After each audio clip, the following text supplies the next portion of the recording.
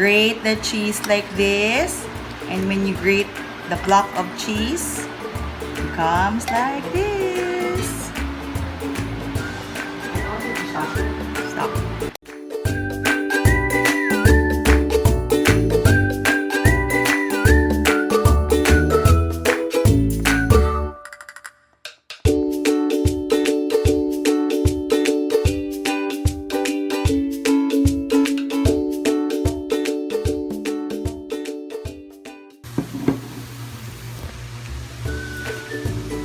Add the mayonnaise and then you add a little bit of butter.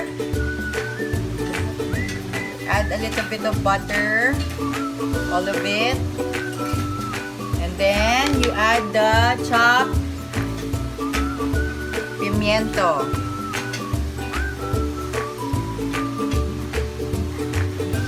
And then you mix.